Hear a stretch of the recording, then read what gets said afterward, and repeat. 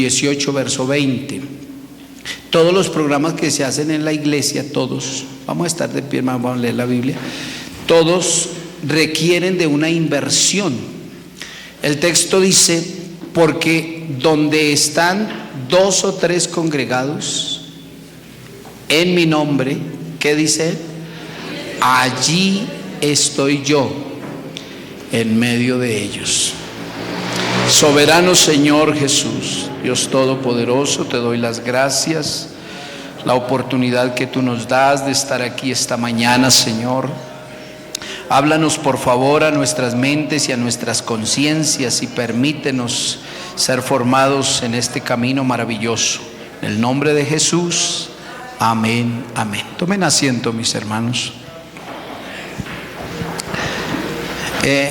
La iglesia invierte porque yo sé que los hermanos que llevan años, ellos ya saben esto, pero hay gente nueva que está llegando que no saben cómo es el asunto. Si viene una hermana cantante como es la hermana Eliud y viene de tierras lejanas, ella no viene traída por un soplo o por un viento.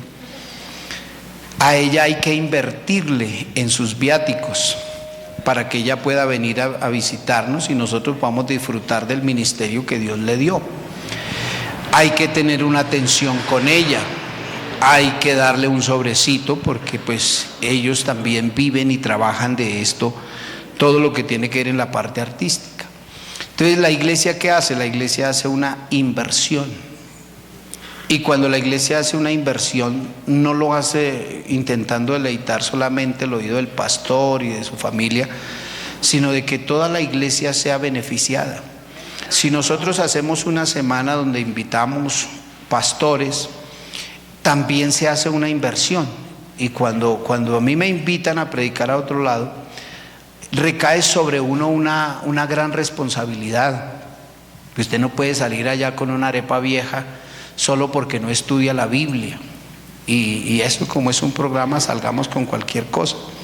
No, hay que leer la Biblia, hay que pedirle al Señor dirección para que el lugar donde vayamos a ir pues sea de bendición y los hermanos puedan ser edificados. De la misma manera, cuando alguien nos visita, ellos también pues uno intuye que la gente también se ha preparado para de esta manera venir y que nos transmitan los dones que Dios les ha dado y nosotros podamos crecer. Por eso es que es importante que nosotros conozcamos cómo funciona la organización pentecostal. A nosotros nos puede requerir la fiscalía si es necesario, como lo han hecho por cuestión del manejo de los dineros, y damos gracias a Dios porque siempre hemos salido bien librados por la mano de Dios, porque nosotros somos una organización bien formadita, bien hecha. Aquí esto tiene una estructura, aquí tenemos un tesorero, tenemos un secretario, tenemos una, llamémoslo así, una junta administrativa que son los diáconos. Para que esto funcione, aquí ninguno es una rueda suelta. Entonces, esta iglesia tiene una estructura y por lo tanto nosotros tenemos también que funcionar. Esta semana que pasó tuvimos unos encuentros donde había una formación ministerial y también nosotros debemos llegar con nuestra licencia a pasar revista, porque obviamente los que no asisten comúnmente, algunos pastores ya intuyen que se las saben todas, no llegan a las reuniones. Entonces para eso están nuestros directivos, para que hagan sus llamaditos de atención, porque esta es una organización por la gracia de Dios, pero bien estructurada, y contamos con la aprobación de Dios, con los requisitos que Dios nos da. Entonces de esa manera nosotros queremos engranar, queremos trabajar, queremos servirle al Señor en las áreas en las que Dios lo determine. En estos días sale un compañero de aquí de nuestro distrito, va para Mozambique, tiene que ser revisada su vida, tiene que ser revisado su ministerio para el lugar donde va. Realmente Mozambique, hermano, es un lugar que hoy está en guerra, que está en conflictos, pero él sintió ir y pues se va para Mozambique. La iglesia debe responder por él. Entonces cuando nosotros nos piden unas ofrendas, nosotros lo hacemos porque Es el deber de nosotros como iglesia responder por todos estos hombres que están haciendo una labor que es la misión y el plan que Dios nos encomendó a nosotros. Así de que, hermanos, qué bueno que valoremos lo nuestro, que el diablo no nos distraiga a nosotros con cosas como ponernos en la mente que esto ya es algo rutinario. O sea, yo ya voy a la escuela dominical por algo rutinario. No, es que esto no es algo rutinario, porque esta es una vida continua de lo que tiene que ver con la adoración a Dios. Entonces yo quisiera hablar un poquito de la doctrina de la iglesia. ¿Están de acuerdo, hermanos? ¿De qué vamos a hablar hoy? La doctrina de la iglesia. Y este texto que yo he tomado me da el apoyo para que nosotros miremos la iglesia como una organización, pero una organización donde hay un ser que no es una cabeza visible como la iglesia de la tradición, que tiene una cabeza visible, sino que la cabeza de la iglesia nuestra es invisible. Porque usted sabe cómo se llama la cabeza de la iglesia, se llama Jesús. Él es la cabeza, es invisible, pero es la cabeza que mueve todo este cuerpo. Entonces dice, porque donde 2 o 3 se reúnen en mi nombre, allí estoy yo en medio de ellos. Cuando nosotros hablamos de iglesia, permítame, hermanos, quiero resaltar esto. La iglesia suena a veces como un edificio, como una estructura. La iglesia a veces suena como 4 paredes. Pero la iglesia no son las 4 paredes. ¿Esto qué sería? Este sería un templo. Es un templo, ¿cierto? Una capilla, diría alguien. Aquí es el lugar donde nosotros nos reunimos. Pero la iglesia no es esto. ¿Quiénes serían la iglesia? Nosotros, la gente bautizada en el nombre del Señor Jesucristo para el perdón de los pecados, serían la iglesia que conforma. Entonces, cuando nosotros encontramos aquí acerca de la iglesia, encontramos algunas metáforas en las cuales Dios habla a la gente. Y por ejemplo, cuando decimos, Jesús dice, yo soy la puerta. El Señor está utilizando una metáfora, porque el Señor en realidad no es una puerta literal, pero utiliza la metáfora ¿para qué? Permítame, yo les cuento que es una metáfora. La metáfora a nosotros nos da una clara idea, y dice así: es una figura literaria que se refiere directamente a una cosa mencionando otra, es decir, el desplazamiento de significado entre 2 términos. Entonces, cuando nosotros encontramos aquí la puerta, esto es una metáfora, aunque él está diciendo, o sea, cualquiera que quiera ser salvo tiene que pasar por mí. No hay manera que usted pueda tomar por allá la cerca y pueda ser salvo por otros medios, sino cualquiera que desee ser salvo tiene que cruzar por la puerta, y él es la puerta. Si nosotros hablamos del camino, Jesús dijo, ¿cuántas veces nos ha dicho en la Biblia, yo soy el camino, la verdad y la vida? La palabra camino es una metáfora, porque en realidad Jesús no es un caminito que lleva derecho al cielo, es una metáfora. Pero si usted no va por ese camino, usted no puede ser salvo. Pero él lo está ilustrando, yo soy el camino, es la metáfora. Jesús dice, yo soy el buen pastor. ¿Sí lo han leído? El buen pastor también es una metáfora, porque quien habla de pastor en el Antiguo Testamento, usted lo encuentra a David, porque David era un pastor y cuidaba ovejas, rumiantes, cuadrúpedas. Nosotros nos comparamos a ovejas, pero no somos ovejas. El Señor se compara al pastor, pero es una metáfora, porque dice el salmista en el Salmo 23, dice, ¿cómo es que dice el Salmo? Se me olvidó. Jehová es mi pastor, nada me faltará. ¿Y qué más dice? Y junto a aguas de reposo, y confortará mi alma, me guiará por sendas de justicia por amor de su nombre. Y luego dice, Aunque ande en valle de sombras de muerte, no temeré mal alguno. Tú estarás conmigo, tu vara, tu callado me infundirán aliento. Mira que utiliza metáforas hablando de vara, de callado. Porque no nos imaginamos aquí a Jesús un pastor con una vara en forma de gancho y con un callado. Porque simplemente está usando símbolos para ilustrarnos a nosotros de cómo es la vida en el redil. Hay otro texto que dice, como la gallina junta a sus polluelos debajo de sus alas. Pero yo pregunto, ¿Jesús es una gallina? No, cierto, Jesús no es una gallina. Pero está utilizando la metáfora o el símil para decirnos que nosotros sí que estamos bien protegidos. Nosotros sí que estamos bien cuidados. Porque así como la gallina, y ojalá que la gallina sea una fina, que decimos nosotros. Una gallina fina, hermano, se hace matar por un bichito, un pollito de esos. Porque yo como también lo vi en la finca Los Hermanos, entonces yo veía que así fuera un gavilán, la gallina fina se enfrenta al gavilán.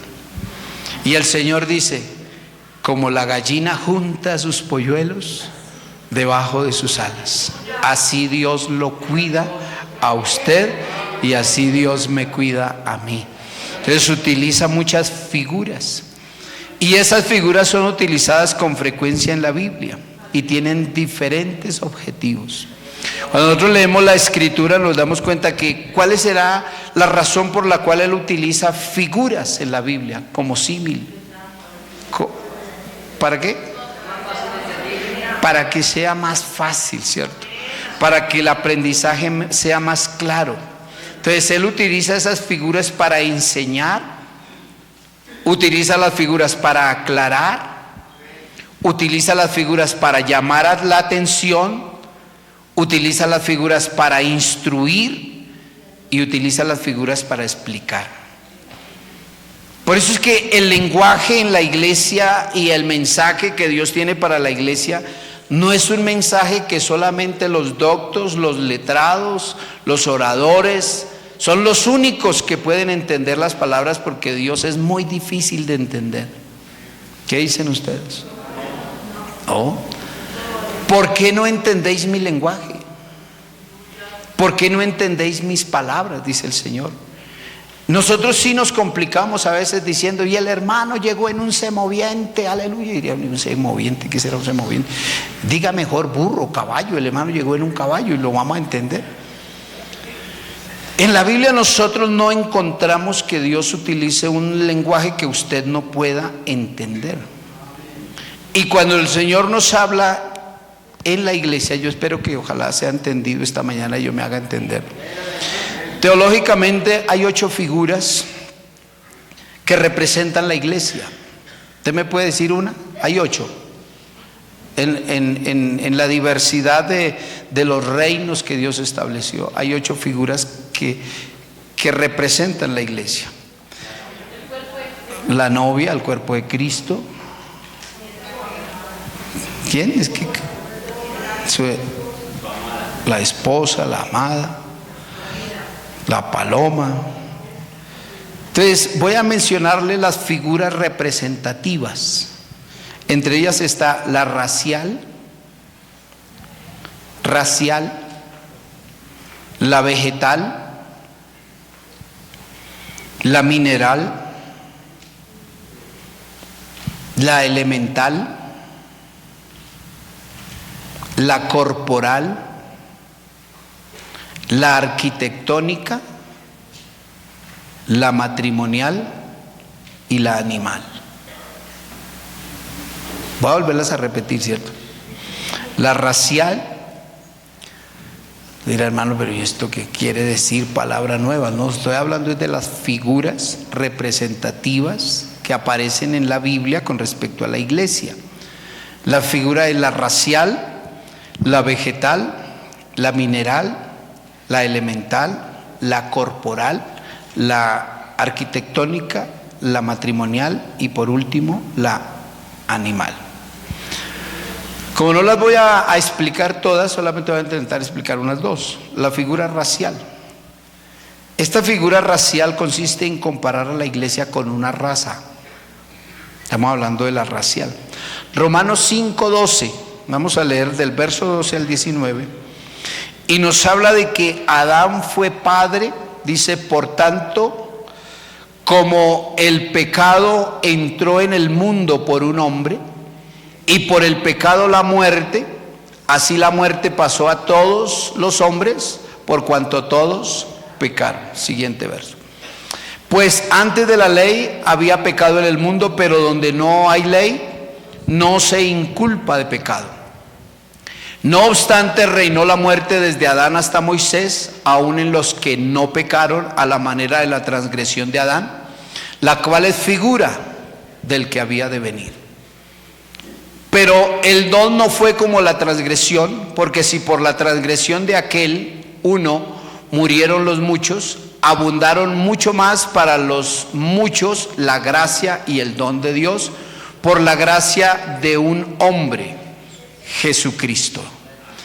Y con el don no sucede como en el caso de aquel uno que pecó, porque ciertamente el juicio vino a causa de un solo pecado para condenación, pero el don vino a causa de muchas transgresiones para justificación. Pues si por la transgresión de uno solo reinó la muerte, mucho más reinará en vida por uno solo, Jesucristo, los que reciben la abundancia de la gracia y el don de la justicia. Y el verso 18 dice, así que como la transgresión de uno vino la condenación a todos los hombres, de la misma manera por la justicia de uno vino a todos los hombres la justificación de vida. Y el verso 19 dice, porque así como por la desobediencia de un hombre los muchos fueron constituidos pecadores, así también por la obediencia de uno los muchos serán constituidos justos. El texto nos resalta a nosotros que cuando vino el primer hombre, ¿qué fue lo que hizo el primer hombre con la raza humana? ¿A dónde la llevó? A una degeneración.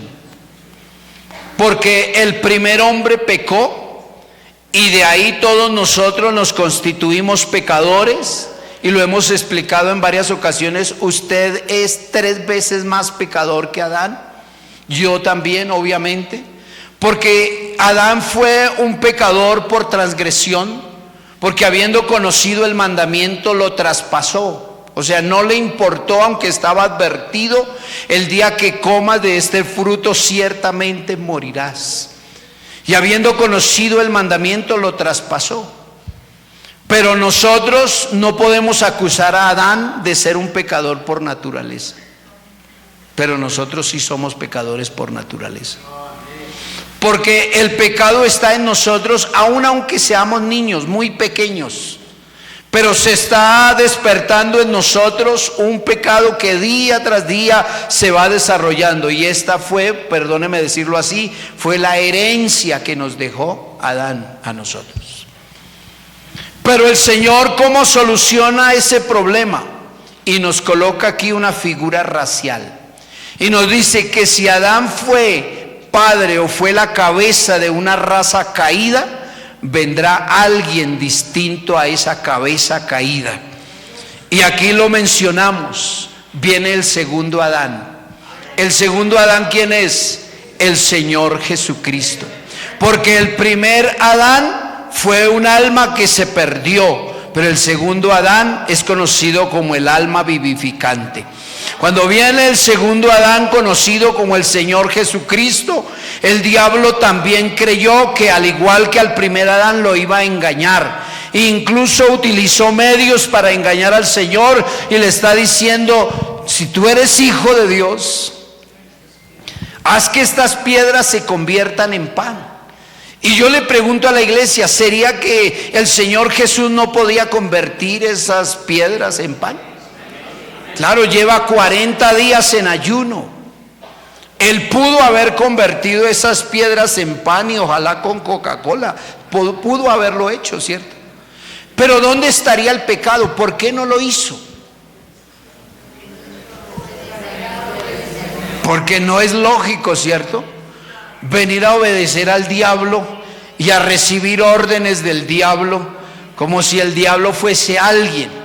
Y entonces el Señor lo reprende, dice, y vino el tentador y le dijo: si eres hijo de Dios, di que estas piedras se conviertan en pan. Y mire lo que dice el verso 4, y dijo: escrito está, no solo de pan vivirá el hombre, sino de toda palabra que sale de la boca de Dios. Pero el diablo no terminó ahí su intento. El diablo buscó otra forma. Luego dice que lo llevó al pináculo del templo.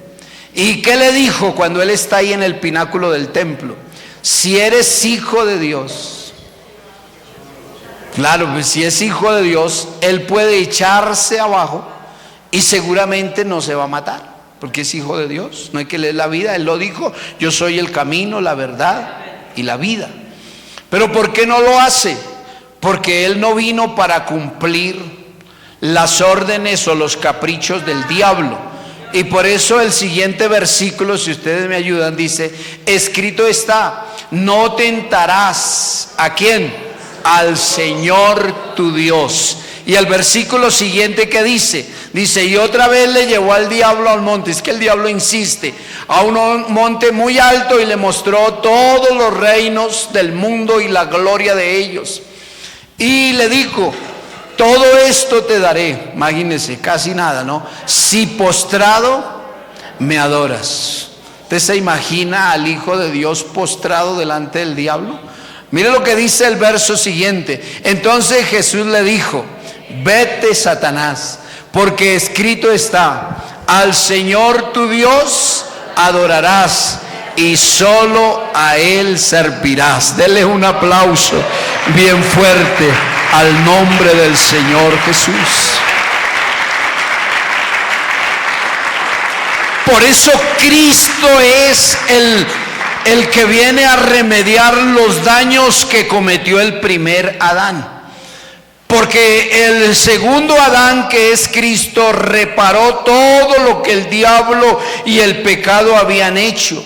Y cuando Él destruye al diablo, según la promesa que le hizo en el libro de Génesis, en el capítulo 3, nosotros encontramos que Él vino a convertirse, hablando de Cristo, vino a convertirse en cabeza de una nueva generación. Vino a convertirse en la cabeza de la iglesia. Que la iglesia es una nueva raza restaurada, llamada también la nueva creación. Nosotros ya no vivimos como vivíamos antes. Por eso la Biblia dice: y si alguien robaba, ya no robe más. Porque es que nosotros somos una creación restaurada. Es ilógico cuando un creyente intenta decir que es un hombre renovado y vive según la vieja naturaleza. No sería lógico. Lo lógico es que nosotros vivamos según la naturaleza restaurada y transformada, porque la Biblia dice que el que está en Cristo, ¿qué sucede? Nueva. Y cuando dice que nueva, ¿qué significa?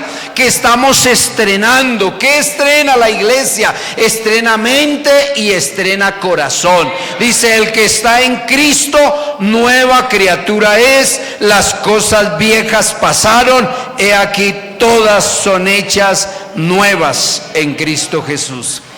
Él prometió hacer del pecador una nueva criatura.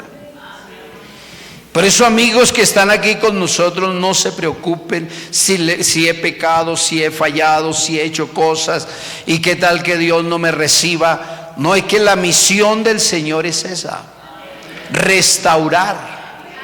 La misión que el Señor tiene con el Evangelio es hacer del pecador una nueva criatura. Porque el primer Adán se corrompió, se cayó, se dañó, se contaminó. Miremos Romanos capítulo 12, el versículo 5. El primer Adán se echó a perder. A mí me llama mucho la atención cuando leo la vida de Adán, porque es que Adán es un hombre que tiene una pureza absoluta, pero esa pureza se echó a perder. Mire lo que dice aquí el verso 5. Así nosotros, siendo muchos, está hablando de la iglesia, siendo muchos, somos un cuerpo en Cristo y todos miembros los unos de los otros. ¿Quién reparó este daño? El Señor Jesús. No hubo forma de que hubiese sido otro. No fue el Señor Jesús el que reparó el daño. Ahora le voy a hacer una pregunta a la iglesia aquí entre paréntesis. Si yo le pregunto, hermano, para usted, ¿quién es Dios? ¿Qué me responde usted? Gríteme duro una sola. ¿Quién es Dios? Creador es una cualidad. Salvador es una cualidad. Es una cualidad. El Rey Supremo es una cualidad, un atributo. ¿Quién es Dios? El todo. Pero mira que no lo estamos definiendo. Dios es todo. Ahora yo le pregunto, hermano, ¿y quién es usted como hombre? ¿Quién es el hombre? Por ahí escucho que nada es el hombre. ¿Qué es el hombre? Pregúntese por un instante, ¿qué es el hombre? ¿Qué es usted?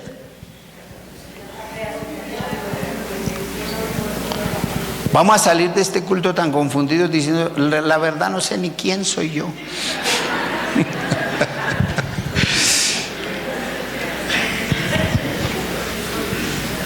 ¿Quién es el hombre? Se preguntó en una ocasión el salmista. ¿Quién es el hombre? Nosotros no podemos rebajar el hombre diciendo que el hombre no es nada, porque tiene que ser algo a la vez de que Cristo vino a salvar a los pecadores. Lo que pasa es que nosotros no valoramos. Pero la Biblia dice en el libro de Génesis, cuando el Señor creó al hombre, le dice, lo haré a imagen y semejanza. ¿Sabe quién estaba por encima del hombre? Los ángeles y Dios. Nadie más estaba por encima del hombre. Pero claro, el hombre se rebaja cuando peca contra Dios. Si usted le pregunta a los neurólogos tratando de explicar qué es el hombre, seguramente tendrán la respuesta por ese medio. Si usted le pregunta a los filósofos, seguramente ellos intentarán dar explicaciones, aunque un filósofo realmente definió al hombre como una incógnita. El hombre es un cúmulo de tantas cosas que no podemos nosotros decir en realidad quién es el hombre. Si usted pregunta quién es Dios, usted se va a la Biblia a preguntar quién es Dios, no cuáles son sus atributos, sino quién es Dios. En realidad usted se va a perder en ese pensamiento, porque Él es tan grande que no es objeto de estudio. No ha habido forma en que haya alguien y haya pellizcado a Dios y le haya sacado una partícula y hayan dicho, estamos estudiando a Dios a ver de qué está hecho o de qué fue formado. No, a Dios nadie lo puede estudiar. Él aparece majestuoso en la Escritura diciendo, en el principio creó Dios los cielos y la tierra. Y nosotros le conocemos a Él por lo que Él nos ha revelado. Por eso no podríamos tener una definición única de decir, yo voy a definir quién es Dios, porque sería una locura intentar definir quién es Dios, porque Dios simplemente lo llena todo, todo, todo. No hay un lugar donde Dios no pueda moverse, donde Dios no pueda manifestarse, su gloria lo llena. Y de la misma manera definir al hombre de una palabra sería muy difícil. Ni siquiera entre una pareja que están casados y dicen, nosotros llevamos 50 años, pero ni siquiera todavía ellos alcanzan a conocerse en realidad, porque nosotros somos personas cambiantes. Y entonces cuando nosotros regresamos a la Biblia, nosotros entendemos el precio tan extraordinario que Dios le ha dado a usted como persona. Porque Él dice que un alma vale más que ¿qué? ¿Cuánto vale su alma? ¿Qué dice la Biblia, iglesia? No me vaya a pasar a mí lo de Adán hoy no me va a pasar a mí lo de Pablo, que no me vaya a superar yo hoy a Pablo. Es que Pablo durmió uno en su sermón. Y si lo supero yo los duermo a todos hoy aquí, hermanos. ¿Recuerdan la pregunta que les hice? ¿Cuánto? ¿No? ¿Qué dice la Biblia? Váyase a la Biblia. ¿Qué dice la Biblia acerca de cuánto vale usted? Usted vale más que todos los reinos de la tierra. ¿Se ha calculado, hermano, cuánto vale usted? Porque a veces nosotros separamos el alma y el cuerpo. Yo le pregunto, hermano, ¿su alma y su cuerpo son distintos? Bendito sea el Señor. Estoy preocupado ahora sí. ¿Su alma y su cuerpo son diferentes? ¿Son diferentes? Ay, bendito el Señor.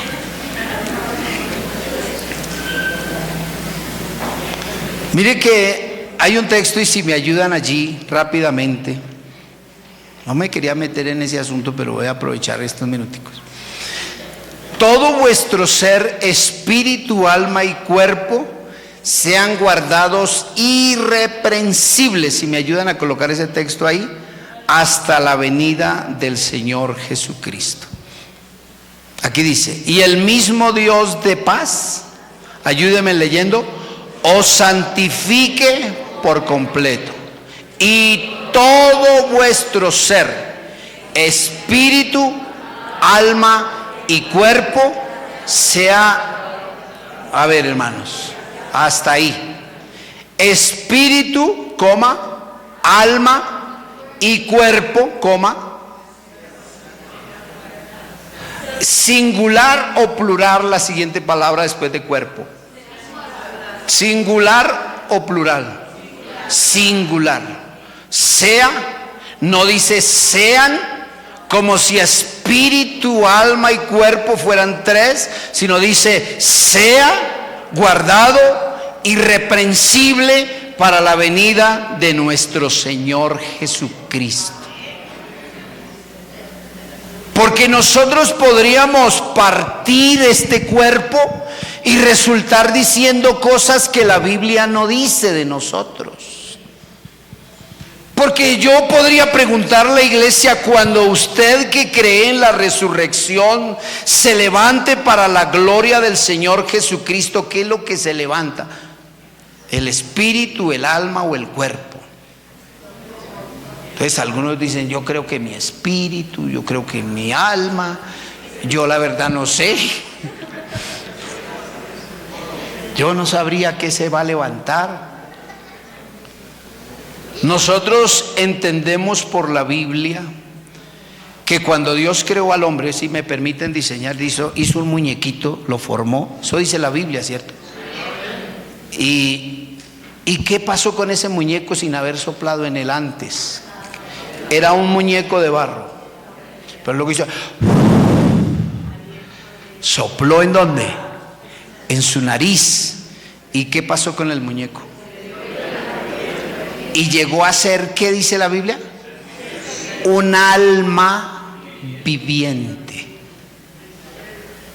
Porque de lo contrario eso sería ahí un muñeco.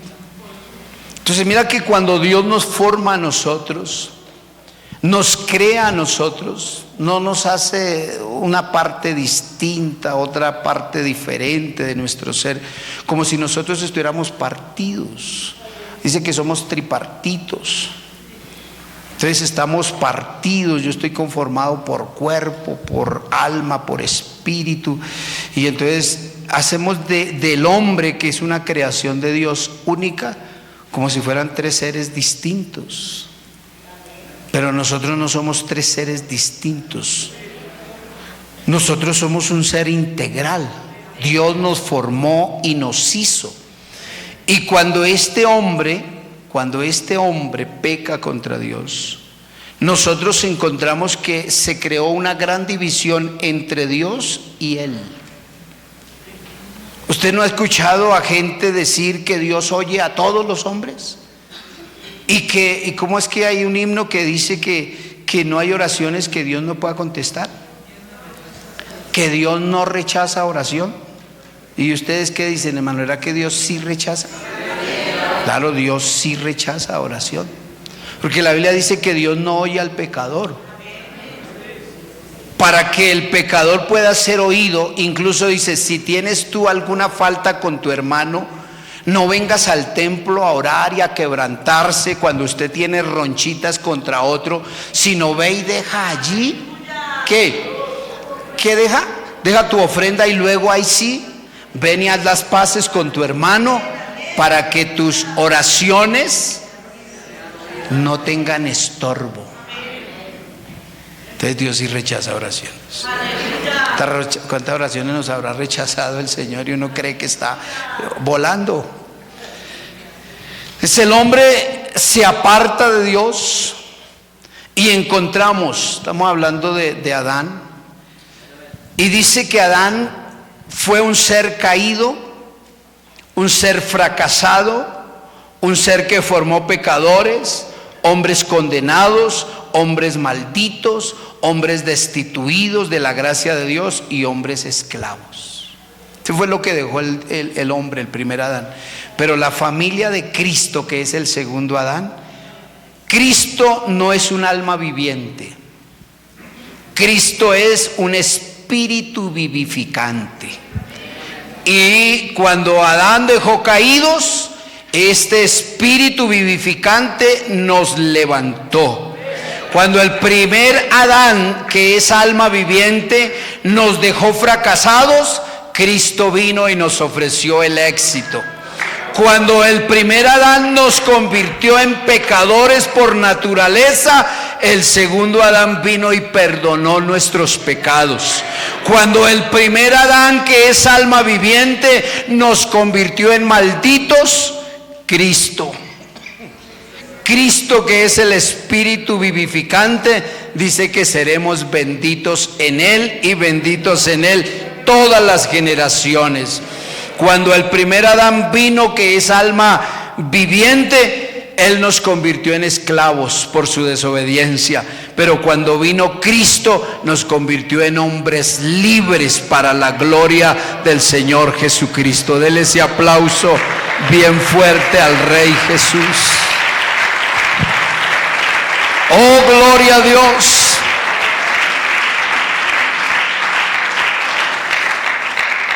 Cuando el Señor creó al primer Adán, que es alma viviente, el primer Adán no se enfermaba, porque las enfermedades no hacen parte del diseño de Dios. El primer Adán no se moría, porque nosotros encontramos que la muerte es consecuencia del pecado. Entonces, cuando viene el primer Adán, que es alma viviente, Él incorporó en nuestros cuerpos la enfermedad. Pero cuando viene el Señor Jesucristo, que es el espíritu vivificante, dice, ciertamente llevó Él todas nuestras enfermedades. Alabanzas sean dadas al nombre del Señor. Cuando viene el primer Adán, que es alma viviente, incorporó en el mundo el dolor, el sufrimiento. Pero cuando viene Cristo, que es el espíritu vivificante, dice que Él sufrió y llevó nuestros dolores. Cuando viene el primer Adán, por causa de su desobediencia, incorpora la muerte, porque aquel que pasara el mandamiento moriría. Pero cuando viene el Señor Jesucristo, incorporó la vida. Y Él dice, no queréis venir a mí para que tengáis vidas. Cuando el primer Adán fracasó, nos desheredó, nos dejó sin promesas. Pero cuando viene el segundo Adán, espíritu vivificante, nos hizo hijos, herederos y coherederos de las promesas extraordinarias que nosotros encontramos en la gloriosa palabra del Señor. Oh, dele aplausos a la gloria de Dios en esta hora. Sea bendito el nombre del Señor. Cuando nosotros llegamos a la iglesia, esta es la doctrina de la iglesia. Cuando nosotros llegamos a la iglesia, el Señor quiere hacer de nosotros todas las cosas nuevas. Dios quiere hacer en nosotros cosas nuevas. Sufrimos por desobedientes. Sufrimos porque si ojalá nosotros pudiéramos escuchar atentamente la voz de Dios, Él que dice que Él es el buen pastor. Y hablamos de metáfora y de símiles, diciendo, si en la Biblia yo encuentro que el Señor busca la forma en que usted y yo le entendamos, y Él está diciendo que es el buen pastor, nosotros deberíamos, como dice la Biblia, oír la voz del pastor. Que sí dice la Biblia que las ovejas oyen la voz de su pastor. ¿Qué dicen ustedes? ¿Sí lo han leído? Sí. Las ovejas oyen la voz de su pastor. ¿Y sabe qué hacen ellas? Lo siguen. Si la iglesia estuviera bien entrenada, nosotros seguiríamos la voz del buen pastor y nos iría bien y seríamos bendecidos y seríamos prosperados y Dios haría entre nosotros cosas gloriosas. ¿Por qué? Porque dice Efesios 4:22, rápidamente así, en este versículo dice, y vestíos del nuevo hombre, creado según Dios. O sea, el atuendo que nos ha dado el nuevo Adán. Efesios 4:22. ¿Es 24? Vestidos del nuevo hombre, creado según Dios, en la justicia y santidad de la verdad. Esa es la obra tan extraordinaria que Dios ha hecho en nosotros. Qué bueno que nosotros pudiéramos someter esta carne a la voluntad de Dios. A nosotros nos iría bien. Dios bendeciría todo lo que nosotros tenemos a nuestro alrededor. Solamente regáleme 3 minuticos para decirle una figura más, la figura vegetal. Porque la Biblia dice algo, San Juan capítulo 5, el versículo 1, y estamos hablando de doctrina de la iglesia. Mire, San Juan 15:1 dice, San Juan 15:1, yo soy figura vegetal. Porque el Señor no es una vid, pero Él está mostrándonos un diseño. Y dice, yo soy la vid verdadera y mi Padre es el labrador. ¿Qué seríamos nosotros o qué somos nosotros hoy en la iglesia si nosotros somos comparados con una vid? ¿Qué seríamos? ¿Y qué es un pámpano? Una rama. Entonces nosotros vamos a decir así.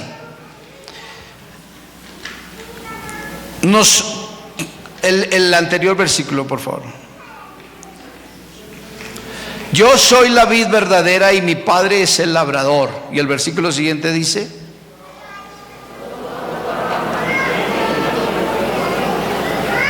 toda rama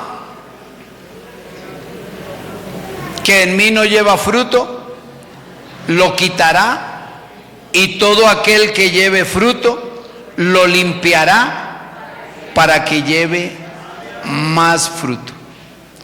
Nosotros no éramos de este árbol, no pertenecíamos a este árbol. ¿Sabe usted, hermano, a qué árbol le pertenecíamos? A los limones. Nosotros éramos limones. No éramos naranjas dulces. Usted no producía frutos dulces. Yo no producía frutos dulces. Pero hoy usted en Cristo produce frutos dulces. Pero no es porque usted tuviese una naturaleza. Es que el Señor nos injertó a Él. O sea, tomó la rama suya que era de limones y la injertó a la vid o al árbol, y nosotros empezamos a producir frutos dulces para la gloria del Señor Jesús. Por eso, cuando usted no esté produciendo cosas buenas, preocúpese. Porque, hermano, lo que nosotros producimos, no lo producimos porque nosotros queremos. Es que cuando Él nos trae a su iglesia, nos dio una naturaleza nueva. Nos incorporó a la iglesia y nos dio una naturaleza nueva. Ya nosotros no nos parecemos a ese primer Adán caído y pervertido. Ahora nosotros nos parecemos al segundo Adán, un Adán justificado, un Adán que nos renovó, un Adán que nos restauró, un Adán que nos cambió la vida. Esta es la figura que tenemos nosotros como iglesia. Voy a invitarlo a que esté en pie conmigo. ¿Cuánto debería ser la dependencia suya en cuanto al Señor Jesús? Usted debería depender del Señor 100%. Yo debo depender del Señor 100%. Porque separados del Señor, por más que usted se esfuerce a dar frutos, sus frutos lejos de Dios van a ser ácidos. Pero separados del Señor Jesús, nosotros vamos a producir buenos frutos. Por eso necesitamos permanecer en el Señor. Yo soy la vid, vosotros los pámpanos. El que permanece en mí y yo en él, este lleva mucho fruto, porque separados de mí, nada podéis hacer. ¿Qué tal si le decimos al Señor en nuestra oración ahora que entendemos la naturaleza que tiene la iglesia delante de Dios? Que nosotros hemos esperado en Dios, hemos creído en Dios y hemos entendido en Dios que la iglesia tiene una naturaleza única que le pertenece solamente a Dios. Nosotros no podemos hacer que un creyente crezca, pero Dios sí da el crecimiento. Solo necesitamos que ese creyente se incorpore al cuerpo del Señor Jesús, a su iglesia, porque incorporado de esa manera usted podrá crecer y podrá llevar frutos en abundancia. Oremos al Señor. Soberano Señor, Dios y Padre nuestro que estás en el cielo, Señor, oramos en tu nombre y damos gracias por la obra tan extraordinaria que tú has hecho en nuestras vidas. Guárdanos, Señor, dirígenos, por favor te lo ruego.